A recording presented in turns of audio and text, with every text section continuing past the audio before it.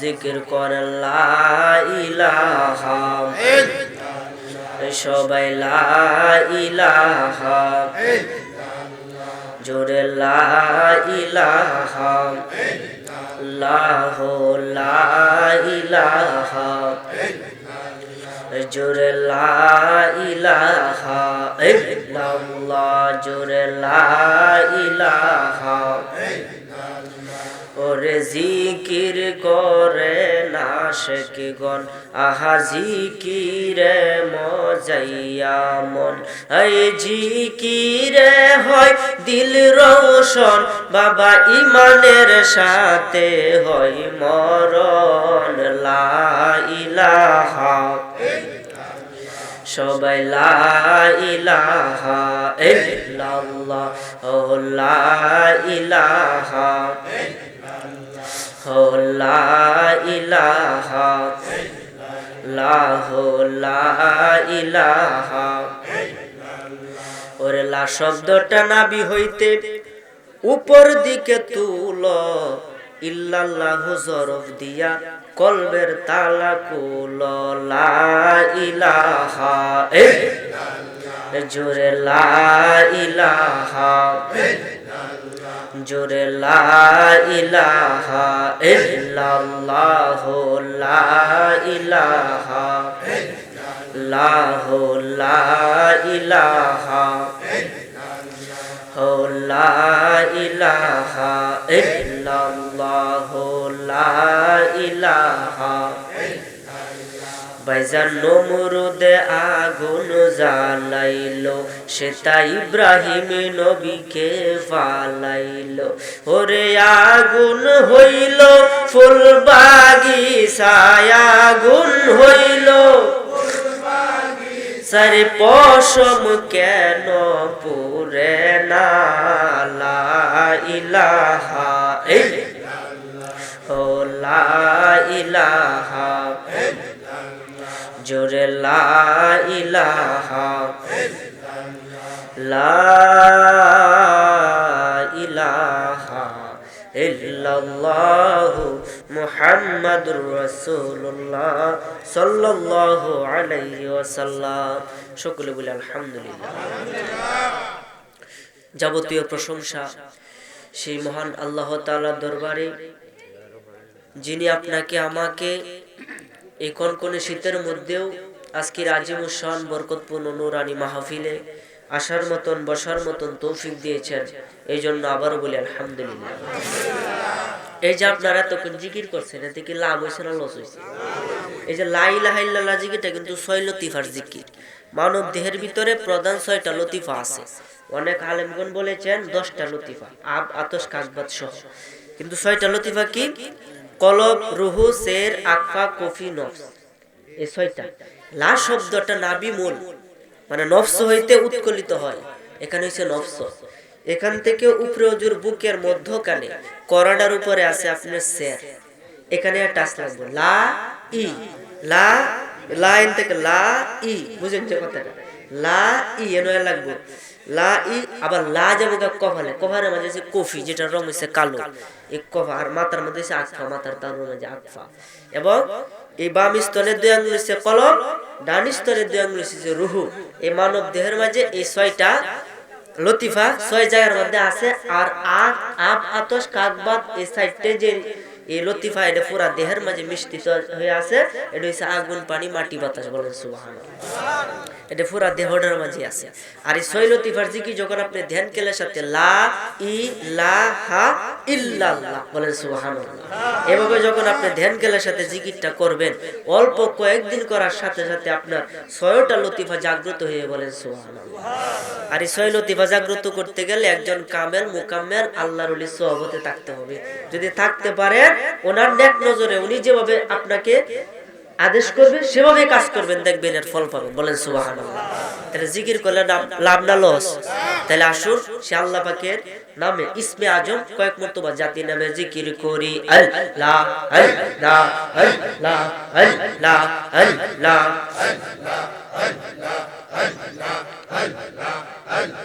মাশাআল্লাহ। আল্লাহ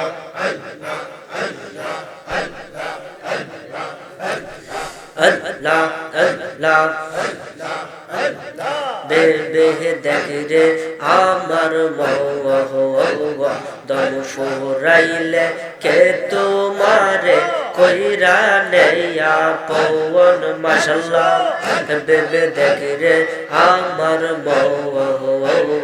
দম ফুরাইলে কে তোমারে কইরা নেয়া পবন মাশাল্লাহ কাচার পাখি উইরা গেলে পইরা থাকবো কাঁচা হাজা এই পাহাড়ের লোক ওই পারে তোরে বানাই দিয়ে এই বাসা মাশাল্লাহ অন্ধকার কবরে তোমার নবী সারা নায়া পবন অন্ধকার কবরে তোমার নবী সারা নায়া পবন দম ফুরাইলে বুঝবে রে তোর কে হইবে পবন মাশাল্লাহ আল্লাহ আল্লাহ মারহাবা আল্লাহ আল্লাহ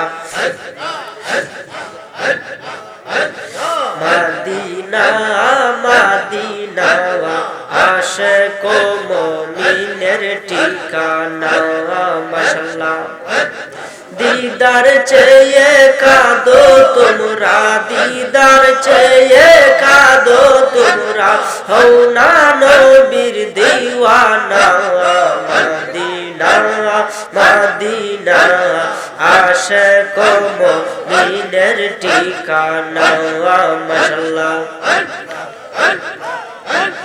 জালালউদ্দিন সুয়ুতি 75 বার দেখলো নবীজি মাশাআল্লাহ জালালউদ্দিন সুয়ুতি 75 বার দেখলো নবীজি এতবার দেখিয়াও নবী এতবার দেখিয়াও নবী তৃপ্তি তাহার হইল না মদিনা মদিনা আশিক মুমিনের ঠিকানা মাশাআল্লাহ আল্লাহ আল্লাহ আল্লাহ মারহাবা আল্লাহ আল্লাহ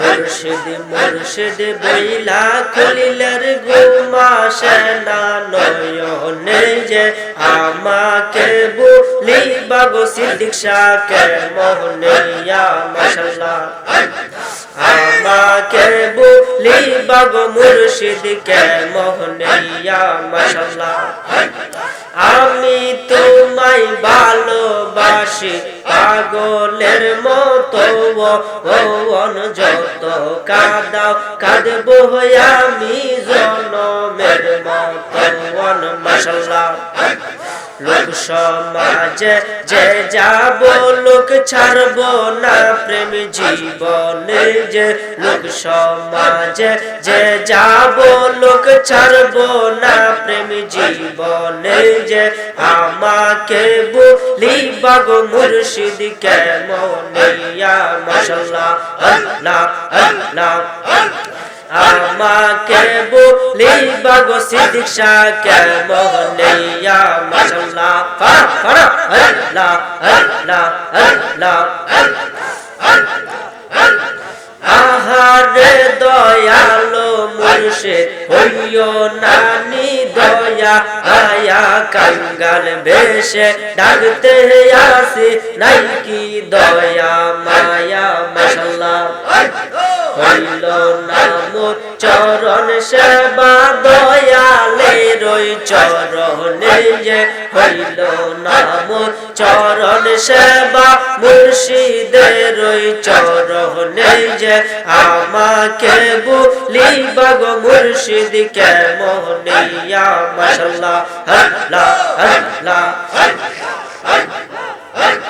জন্ম হলে থাকবা গো বন্ধু পালঙ্কে সুজিয়া আয়া কোন সন্ধানে আজরাইল ঢুকিবে আসিয়া মাশাআল্লাহ দুয়ারে প্রহরী থইয়া প্রবেশ করবে কে মোহনে যে দুয়ারে প্রহরী থইয়া প্রবেশ করবে কে মোহনে যে আমাকে বলিবা গো সিদ্দিক শাহ কে মোহনিয়া মাশাআল্লাহ আল্লাহ আল্লাহ আল্লাহ আল্লাহ আল্লাহ মুর্শিদ কইয়া যাও যাইবার কালে লইয়া যাইবা নিয়ে মাশাআল্লাহ তোমার গায়ের ফুরান চাদর আমায় পরাই দিবা নিয়ে মুর্শিদ কইয়া যাও যাইবার কালে লইয়া যাইবা নিয়ে মাশাআল্লাহ হঠাৎ একদিন চলে যাব বহু দূরের দেশে গো সিদ্দিক শাহ অনেক দূরের দেশে যে সেই দিন কিন্তু আইসো মুর্শিদ থাইকো আমার পাশে গো থাইকো আমার পাশে মাশাআল্লাহ নূর নবীজির কালিমা খানি পরাই দিবা নিয়ে মুর্শিদ কইয়া যাও যাইবার কালে লইয়া যাইবা নিয়ে দয়াল কইয়া যাও যাইবার সময় লইয়া যাইবা নিয়ে মাশাআল্লাহ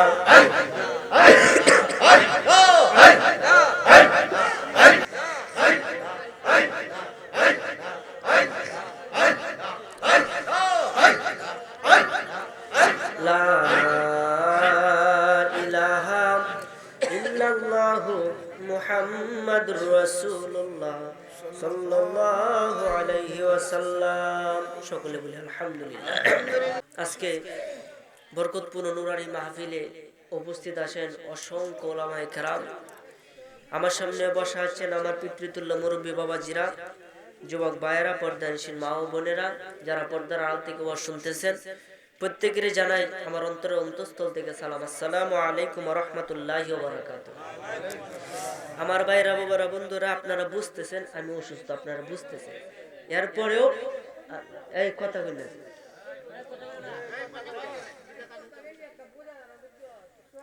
এই কয়েক মর্তবা এখানে বসবেন, আমি কয়েকটা কথা বলবো, এরপরে আমাদের যিনি প্রধান অতিথি, প্রধান আকর্ষণ, তিনি আয়সা মুক্তসর আলোচনা করে মোনাজাত করে দিবেন। তো আমি অল্প কয়েকটা কথা বলতে চাই, আপনাকে রাজি আছেন ইনশাআল্লাহ? আমি শুরুতেই আপনাদের সামনে একটি আয়াতে কারিমা তেলাওয়াত করেছি পবিত্র কালামুল্লাহ শরীফ হইতে। আয়াতটি হলো, আল্লাহ তাআলা পবিত্র কোরআনে বলেছেন, আলা ইন্না আউলিয়া আল্লাহে লা খাউফুন আলাইহিম ওয়া লা হুম ইয়াহজানুন। হে দুনিয়ার মানুষ, তোমরা সাবধান থেকো, জেনে রাখো, বুঝে রাখো, এই দুনিয়ার মধ্যে যারা আমার বন্ধু হবে, যারা আমার ওলি হবে, দোস্ত হবে, ফ্রেন্ড হবে, তাদের কোনো ভয় নাই, চিন্তা নাই, ইহকাল পরকাল উভয় কালে তাদের কোনো টেনশন নেই। এটা পবিত্র কোরআনের কথা, আমার কথা না। তার মানে বোঝা গেছে আল্লাহর বন্ধু হইলে ভয় নাই, কিন্তু বন্ধু না হইলে ভয় আছে। কথা কিন্তু এটাই, আল্লাহ কইছে বন্ধু যদি হইয়া যাও তাহলে ভয় নাই, কিন্তু বন্ধু যদি না হয় তাহলে ভয় আছে। এই যে আজকের মাহফিলটা হইতেছে, এই মাহফিলের মধ্যে আমার আল্লাহ আছে না নাই? নবীজি আছে না নাই? এই বিশ্বাস আপনাদের আছে তো? মনে রাখবেন, আল্লাহ আছে, নবী আছে, কিন্তু আমরা কাউকে দেখি না, চিনিও না। এখন কবরে যখন আপনাকে জিজ্ঞাসা করবে মান রব্বুকা, তোমার রব কে, আপনি কি আল্লাহরে দেখছেন? হ্যাঁ, তাহলে উত্তর কেমনে দিবেন? ওই সময় শয়তান উপস্থিত হবে কবরে, একটা সূরত ধারণ করে উপস্থিত হয়ে গেবে, এই তুই কো আমি তোর খোদা। আজ বলে শয়তানরে খোদা মানলে কি বেহেশতে না দুজকে? তাহলে এই শয়তানকে চিনতে যাইতে হবে। শয়তানরা আপনার ভিতরে বসবাস করে, কলবের উপরে, এই কলবের ভিতরে আল্লাহ বসবাস করে, বলেন সুবহানাল্লাহ। এই কলবটাকে যদি জাগ্রত করে আপনি মৃত্যুবরণ করতে পারেন, তাহলে আল্লাহরে চিনতে উঠতে পারবেন। আর আল্লাহরে যখন আপনি চিনতে পারবেন, তখন কবরের ভিতরে যখন আপনাকে প্রশ্ন করা হবে, আপনি সঙ্গে সঙ্গে উত্তর দিবেন। বলেন সুবহানাল্লাহ। আর এই কলবটা পবিত্র করতে গেলে যাইতে হবে একজন কামেল মুকাম্মেল আল্লাহর ওলির কাছে। আল্লাহর ওলির পাওয়ার কত একটু বোঝানোর জন্য বলি, কিতাবের নাম হলো ভেদে মারেফত ইয়াদে খুদা, লেখছে চরমুনায়ের যে পীর সাহেব, উনি লেখছে কিতাবটা, একটু মনোযোগ দিয়ে বুঝুন। কিতাবের নাম ভেদে মারেফত ইয়াদে খুদা। ওই কিতাবের মধ্যে সুন্দরভাবে ঘটনাটা উল্লেখ করেছে যে এক দেশের মধ্যে একটা সুর ছিল। আমি বিস্তারিত বলতেছি, হয়তো সম্পূর্ণ কথা কিতাবে নাও থাকতে পারে, আমি বিস্তারিত বলতেছি। এক সুরে কাফন চুরি করত, কিছু কাফন চুরি, একটু মনোযোগ। সুরে কাফন চুরি করতে করতে 40 বছর ধরে কাফন চুরি করে। কয় বছর? 40 বছর ধরে কাফন চুরি করে। করতে করতে সে আগে তো মানুষের বাড়ি বাড়ি চুরি করতো, মাইটার খাইতো, খায়া কইতেছে না, এখন মানুষের বাড়ি বাড়ি চুরি না কইরা যখন মানুষ মৃত্যুবরণ করবে, তার কবরের ভিতরে ঢুকে তার কাফনটা টান দিয়ে লয়ে আসবে। এই ব্যবসা শুরু করছে। করতে করতে 40 বছর গেছে। ওই জামানার মধ্যে একজন কামেল মুকাম্মেল আল্লাহর ওলি ছিল। ওই ওলি ডাক দিয়া কই তার খাস ভক্তরে, জয় ইমদায়ু, তার খাস ভক্ত আইছে, হুজুর আমার ডাকছুই।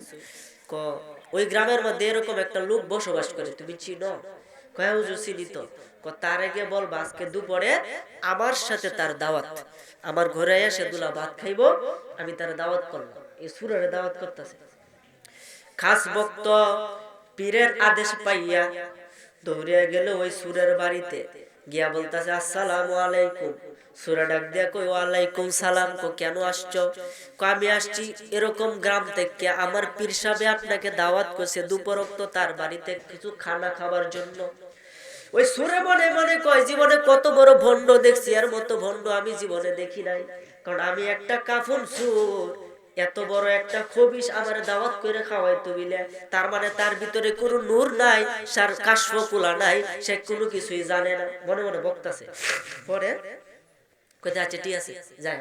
তো দুপুর বেলা যখন হইছে, এই সুর কি করছে, তার বাড়ি থেকে বাইরে হইয়া পীর সাহেবের বাড়িতে গেছে। তো পীর সাহেব বাড়িতে যখন গেছে, যাওয়ার পরে ফিরে কইতাছে, বাবা মেহমান আসলে কি মেহমানকে খাদমতদারি করার লাগে না? মোহাম্মদের খেদমত করার লাগে না? খাস মিনুতে কইতাছে, হ খেদমত তো করণই লাগে। কথাইলে এক বদনা ফানি আন, এক বদনা ফানি আনছে আইনে এই পীর সাহেব নিজের হাতে এই সুরের ফাও দোয়া দিছে। বলেন সুবহানাল্লাহ। আচ্ছা ওলিরার পাওয়ার আছে না? ওলি তো জানে কারে কোনটা দিলে নিব, ওরা তো জানে। তখন এই সুরের ফাও যখন সুরে পাই রে, জীবনে কত বড় ভণ্ড দেখলাম, এর মতো ভণ্ড আমি একটাও দেখছি না। কারণ আমি সুর এত বড় একটা খবিশ বদমাইশ, আমারই বা দাওয়াত দেয়া করে আমার ফাও নিজে দোয়াইতে, এর কোনো কথা? হুজুর আমার ডাক শুনকে হেডে কই। পীরে ডাক দেয়া কই, বাবা আগে কিছু খায়ালো, এরপরে কথা। খাবার রেডি করছে, নিজের হাতে পীরে তারে পরিবেশন করে খাবার খাওয়াইছে, অনেক আইটেম করছে। এত আপন দেখা সুরে মনে মনে কয় ঠিক আছে আগে খাই ফেটটা বড়ি, পরে আলাপ করি। অনেক আইটেম খাওয়া দাওয়ার পরে যখন রেস্ট নিতেছে, ভক্তরা দূরে চলে গেছে, একমাত্র চুর এবং পীর সাহেব একসাথে বসা। পীর সাহেব ডাক দিয়ে কয়, বাবা তোমার সাথে কয়টা কথা কইতাম। কোকো ভাই সমস্যা নেই। পীর সাহেব ডাক দিয়ে কয়, বাবা তুমি যে ব্যবসাটা করো এই সম্পর্কে আমি খুব ভালোভাবে জানি। বলেন সুবহানাল্লাহ। তুমি যে ব্যবসা করো, তোমার পরিবারের দায়ে বিবি বাচ্চারে খাওয়াও নে, এটা আমি খুব ভালোভাবে জানি। হুজুর আপনি কেমনে জানলেন? আমি আমার কাশপকুলা। বলেন সুবহানাল্লাহ। আমার অন্তঃচক্ষুকুলা, মানুষের চোখ হলো 4টা, দুইটা হইছে চর্ম চোখ আর দুইটা হইছে কলবের চোখ।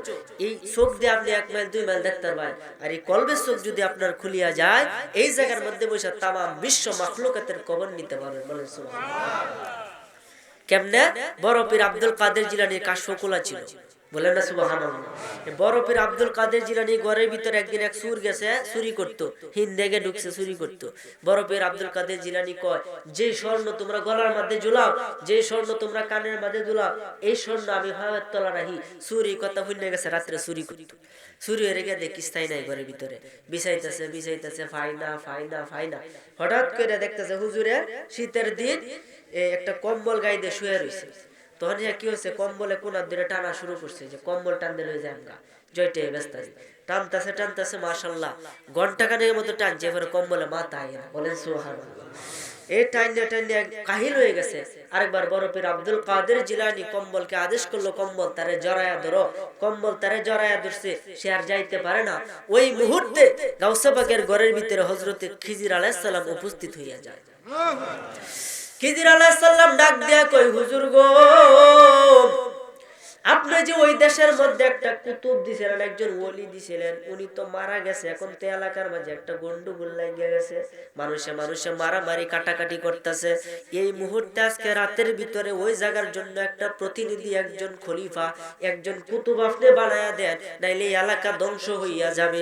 বড় পীর আব্দুল কাদের জিলানী ডাক দিয়া কই, বাবা এত রাত্রে আমি কুতুব ফায়াম কই? আমার কাছে যত কুতুব ছিল সব তো আমি বিভিন্ন দেশে দিয়া দিছি, আর কুতুব নাই। না হুজুর, আজকে রাত্রের ভিতরে দিতে হবে। কয়েকটা ঠিক আছে, যাও আমার খাটের নিচে গিয়া দেখো একজন কুতুব আছে, ওই কুতুবদারে তোমাদের এলাকার জন্য আমি প্রতিনিধি হিসাবে নিযুক্ত করিয়া দিলাম। আচ্ছা, আপনারা কোন খাটের নিচে কি কুতুব না সুর? এই সুরে খাটের নিচে সুরে সর্বনাশটা করছি, আমারও তো মাইরেই ফেলবো। এই বাইরো টাইম দিয়ে বাইরে করছে, হুজুর এটা নি কুতুব, কয় যে এটা কুতুব। সুরে ডাক দেখো, হুজুর বেয়াদবি মাফ করবেন, আপনি যে আমারে কুতুব বানাইছেন, কুতুব অর্থ কি তো আমি বুঝি না। ওযু কইরা ওযু কইরা আইছে, তার দিকে বেলায়েতের নজরে তাকাইছে, পুরা 30 পারা কোরআনের হাফেজ হয়ে গেছে। তারা একজন কামেল মুকামেল ওলি বানায় ওই জগতের মধ্যে পাঠায় দিছে। তাহলে চিন্তা করেন তাদের কাশফ কতটুকু খোলা, বলেন না সুবহানাল্লাহ। তখন এই সুরের এই পীরের কাশফ খোলা, পীরে ডাক দিয়ে কই, বাবা তুমি যে ব্যবসাটা করো এটা সম্পর্কে তো আমি ভালো জানি। তাহলে হুজুর বেয়াদবি মাফ চাই, আমি আর এটা করতাম না। না, তোমার এটা না হারলে কইতাছি না, কিন্তু আমি যদি মারা যাই অন্তত আমার কাফনটা তুমি চুরি করো না। এই কথাটা যখন কইতাছে খুব সংক্ষেপে কইতাছি, তখন এই সূরা ডাক দেখে, হুজুর আপনি আমাকে এত আপ্যায়ন করে খাওয়াইছেন, এত কিছু দিছেন, আমি আপনার কাফন চুরি করতাম না। কয়ার পরও সুরের কোনো বিশ্বাস নেই। কত বেশি একটা কাফন? বড় 150 টাকা নেও। অগ্রিম তাকে 150 টাকা দিল, যে অগ্রিম তোমারে আমি টাকা দিয়া দিলাম, এরপরও আমার কাফনটা তুমি চুরি কইরো। সুরের সব্বনা সুযোগ, এটা কোনো কথা? আপনি একজন ওলি মানুষ, আপনার কাফন আমি চুরি করাম না, টেহা লাগতো না, লই যায়। এরপরে জোর কইরা সুরের 150 টাকা দিছে। সুরে মহা খুশিতে বাড়িতে আসছে, আসে তার বিবির সম্পূর্ণ ঘটনা খুললে কইছে। এরপরে দিনে শুনে ফিসাব আর নাই, ফিসাব মারা গেছে। ইন্না লিল্লাহি। তার মানে ফিসাব জানতো তিনি কবে মারা যাবে, কথা কোন ঠিক কিনা? জানাইছে কে? আল্লাহ জানাই দিছে। আমার ভাইরা, বাবারা, বন্ধুরা খুব মনোযোগ দেন। এই সুরে বাড়িতে গেল, গিয়া তার বিবিরা বলতেছে, বিবি গো এরকম এরকম কাহিনী, আমার হুজুরে দাওয়াত কইরা এত আপ্যায়ন করে খাওয়াইছে, শেষে আমারে কিছু টাকা হাতে দিয়া দিছে যাতে হুজুরের কাফনটা আমি চুরি না করি। ঠিক আছে, হুজুর যখন আগের থেকে কি কইছে তুমি যাইও না, চুরি টুরি করো না, কয় সময় চুরি হরা। রাত্র গভীর হয়ে গেছে। পরের দিন সকালে শুনে পিসাব মারা গেছে। দলে দলে মানুষ যাইতেছে পিসা হুজুরকে দেখার জন্য। এ সুরেও তাদের সাথে গেছে, গিয়া দেখে অনেক বড় লোক ভক্তরা তারে অনেক দামি একটা কাফন দিয়া তারে দাফন করছে। এটা দেখে তার ভিতরে লোভ জাগ্রত হইছে, আমারে 150 টাকা দিছে, আমি তো ওই কাফনটা কমপক্ষে 300 টাকা বিক্রি করতে পারবো, তাহলে 150 টাকা আমি কেন লস খাইতাম? কথাটা বুঝি। বাড়িতে গেছে, বাড়িতে গিয়ে রাত্র গভীর, ঘুমাই না। বিবি ডাক দেয়, স্বামী কি তুই আছে ঘুমাও না কেরে? শুনছো না ফিসাব যে মারা গেছে, ফিসাব মারা গেছে, তোমার না টিহা দিয়ে গেছে আগে, তুমি যাইতা কেরে? আর কথা বুঝতে, ঘুমায় থাক, তোর কাম তুই কর, আমার কাম আমি করি। এটা রাত্র গভীর হয়েছে, সে কি করছে, দরজাটা খুললা আস্তে আস্তে কইরা ওই পীরের রওজা শরীফের মধ্যে গিয়ে উপস্থিত হয়ে গেছে। বলেন সুবহানাল্লাহ।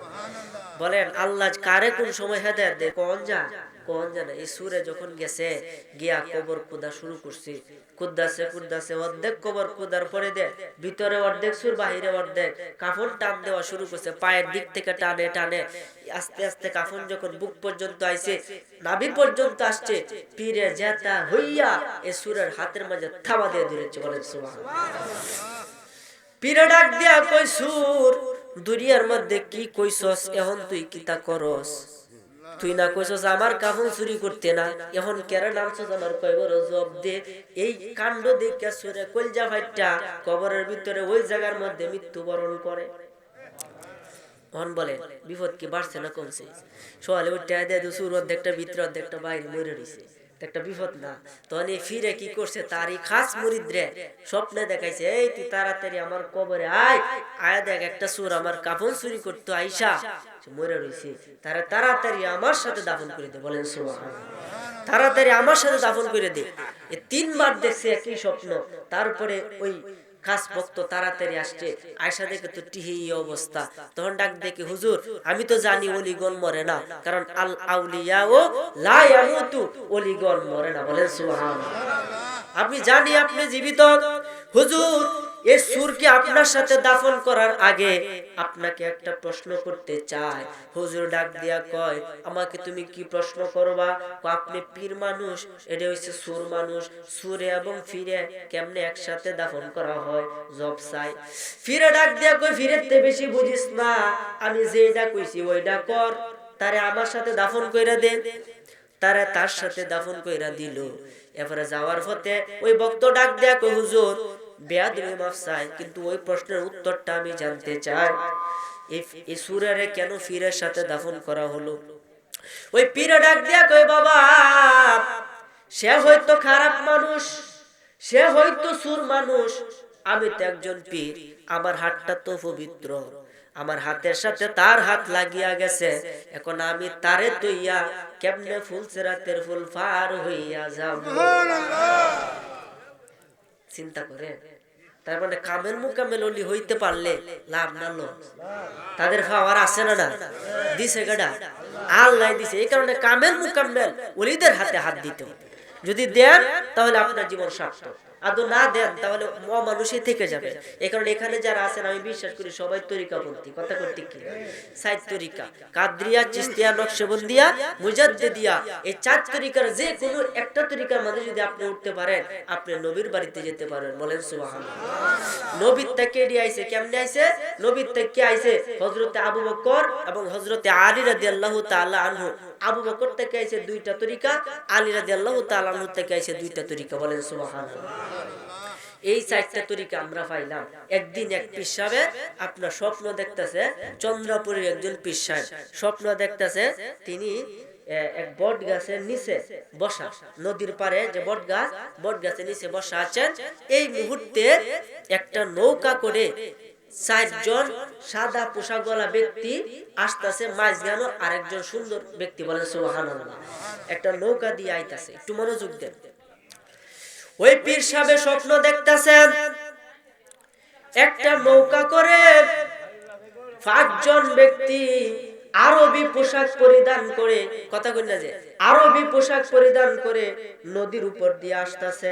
ওই পীর সাহেব বট গাছ নিচে বসা আছে। বাবা খুব মনোযোগ দেন, দেখতেছে নৌকাটা যে আইতাছে, নৌকার কোনো মাঝি নাই, মাঝি ছাড়া নৌকা চলতেছে। বলেন না সুবহানাল্লাহ।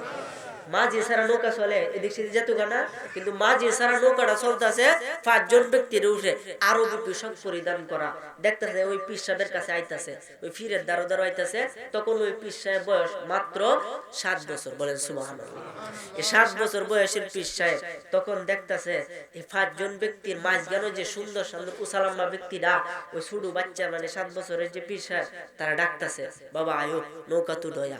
সে বয়া যায় না, ভাই সভ্য না সে যায় বেয়াদবি হয়। তোর এই মাঝখানে লোকে ডাক দিয়া কয়, বাবা যদি তুমি নৌকাত নাই তাহলে বেয়াদবি হইব, আমি যে রেখে এটা করো, তুমি তাড়াতাড়ি আসো।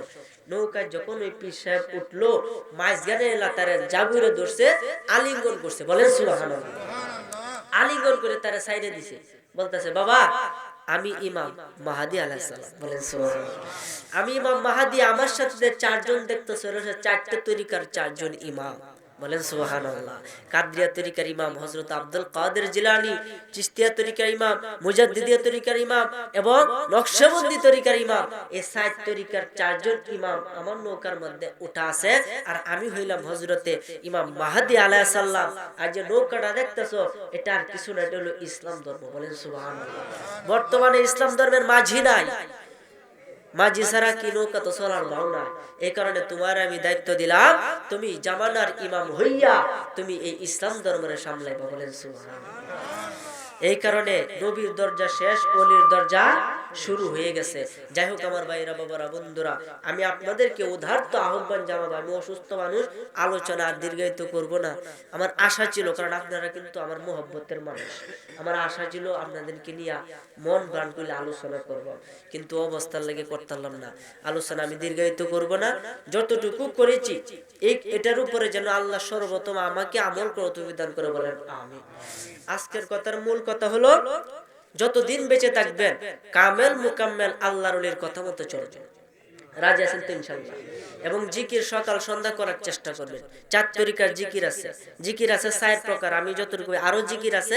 একটা হচ্ছে ইসমে জাত, মানে সরাসরি আল্লাহ, আল্লাহ নামে যে জিকির। এরপরে ফাসান ফাস, শ্বাসে টানবেন এবং ফালবেন। যেমন লা ইলাহা টান দিবেন, ইল্লাল্লাহ ছাড়বেন। লা ইলাহা ভিতরে নিবেন, ইল্লাল্লাহ ছাড়বেন। এটা হচ্ছে ফাসান ফাসের জিকির। এরপরে 6 লতিফার জিকির আছে। এই জিকির গুলো করবেন এবং সব সময় মুরাকাবার হালে থাকার চেষ্টা করবেন। নবীজি 14 বছর উপরে মুরাকাবা করছে। বলেন সুবহানাল্লাহ। মুরাকাবা কি সহজ বিষয়? ধ্যান করবেন, মুশাহাদা করবেন। এগুলো না করলে এটা কামেল পীর ছাড়া এটা হতো না ইনশাআল্লাহ। আপনারা তাদের কাছে যাবেন, তাদের হাতে বায়াতে রাসূল গ্রহণ করবেন এবং নিজের জীবনকে আমলে পরিণত করবেন। যেহেতু আমি অসুস্থ, যেহেতু আমি এর সামনে আলোচনা বাড়াতে চাচ্ছি না, আমার জন্য সকলে দোয়া করবেন। এই এতটুকু সময় আমার পিতা আপনাদেরকে কিছু নসিহত করবে, আপনারা একটু ধৈর্য সহকারে বসেন, আমার জন্য দোয়া করবেন। আসসালামু আলাইকুম ওয়া রাহমাতুল্লাহি ওয়া বারাকাতুহু।